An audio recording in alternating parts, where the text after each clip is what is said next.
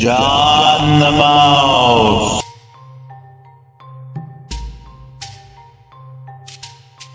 After the Bureau of Prisons took over in 1933, they started knocking down buildings that were in the way of their plans.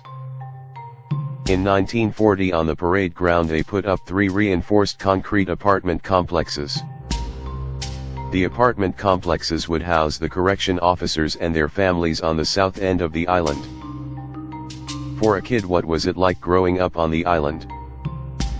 Their sign paints a fairy tale. One upon a time, boys and girls rode bikes and ran after balls on the cement below.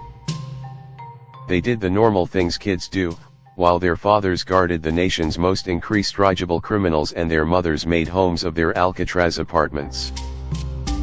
When the whistle blew for the boar each morning, the children headed to school on the mainland. Each afternoon they came home to the island. There they played games outside with the other children. Let's look into Mary's story as she was a little girl. Her family moved from Pennsylvania so her father, James Comerford, could take a corrections officer's job on the island. She was only a few weeks old, but that would be her home for the next 12 years until the family moved off Alcatraz in 1954. There was about 60 families that lived in the apartment complexes on the southeast side of the island. Mary lived on the island with her parents and 2 sisters. She said in the paper, "We were on the 3rd floor of the C building. It was beautiful. We had 3 bedrooms, a great big kitchen, a living room, a nice dining room and a great view.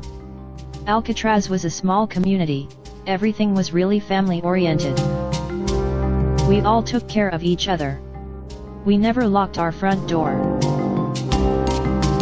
Her family paid $50 a month rent for that 3-bedroom apartment. Mary was on the island during the famous 3-day Battle of Alcatraz in May 1946 as prisoners tried to escape. 2 guards and 3 inmates would die in the battle. We will talk more about that later. Mary said, "We saw the convicts all the time, and we would acknowledge them. Prisoners delivered milk to our door. They would come down and incinerate our garbage too. The only sense I got that they were bad was when they brought someone over, he was chained and everything, as he got off the boat. We were all looking down from the balcony.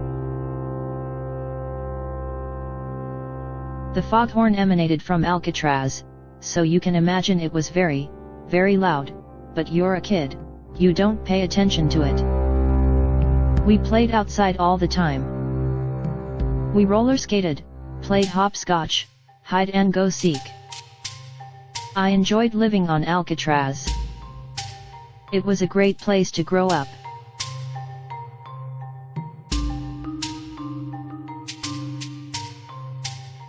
There was a recreation building was located on the northern edge of the parade ground, and the handball court was on one side of the building and a children's play area on the other. I'm sure that she spent a lot of time there. The paved area, that under the army had a tennis court, was used for baseball then she was there. After the Bureau of Prisons shut down Alcatraz, government tried to sell island. The local Indians wanted to buy it from the government. The Indian occupiers ended up vandalize some of the buildings with paintings and put a few holes in the walls. After the fire to the warden's house, General Services Administration was quick in 1971 to demolish the staff apartment complexes. Their sign said 1972, more CONF licking stories as I dig. We will get to more on the Indian occupation later on. In the end, these buildings lasted 31 years. Thank you for watching my video.